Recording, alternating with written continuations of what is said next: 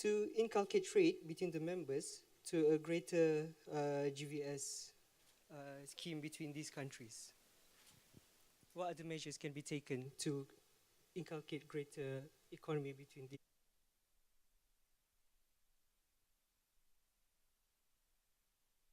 We take the other last question, please, over there, back. Hello. Yeah. Is this working? Hello. Yeah. All right.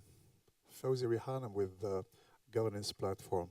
A little bit of a provocative question to the gentleman from Malaysia, a country that I love, by the way. Malaysia is like the third richest country in Southeast Asia, right? You know, if you leave Singapore and Brunei, but we're not going to discuss Brunei. The income disparities within Malaysia, and I'm not going to qualify it, is interesting, I mean, particularly between the states, even though it has a relatively high GDP income. Your priority, the number one priority, you said was aerospace. How do you reconcile these different issues?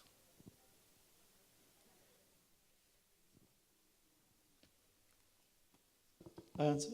Okay. I didn't want to get in the middle. The question, I answer the second question. First, the disparity between races was much, much wider before we introduced the new economic policy in 1971. The inequality at that time was 0.5 or whatever. Now it's slightly less, 0.40. Because poverty eradications managed to reduce tremendously among the ethnic Malay. And at the same time, we encourage firms, I explained earlier, firms to come in, free trade zones, create jobs, incomes move out, education, attainment increase. The richest, still the Chinese. Because our policy is not to extract. Other countries, there's few countries, in multiracial countries, when they become independent, they chase the migrants. They chase the rich. We don't do that. The economy remains open. There's no, for export-oriented, we have affirmative action, but for export-oriented, we don't disturb. You can own 100%. Only on education, there's affirmative action. On certain industries, oil and gas, you want to develop, certain quotas we give to the natives. For aerospace, no issue, it's open. Government provide incentive. But we are mindful that growth must be inclusive.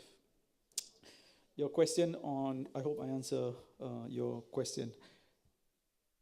Your question on what can IDB member countries do. Move the headquarters to Malaysia.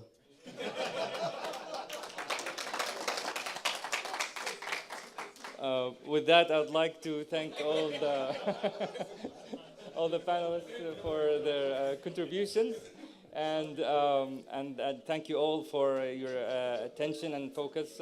I hope this session was very informative for all of us.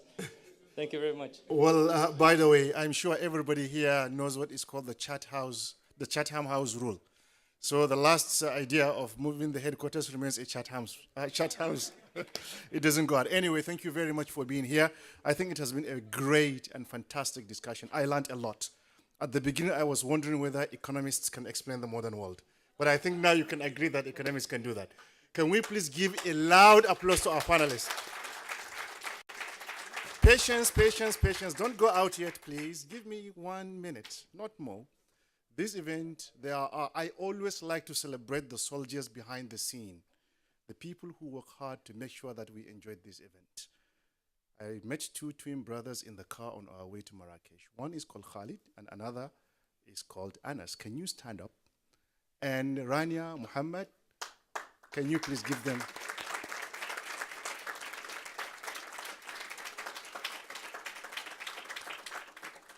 Thank you very much, and I'm sure there are so many questions to be answered. We can have a value chain Q&A outside here. Thank you very much.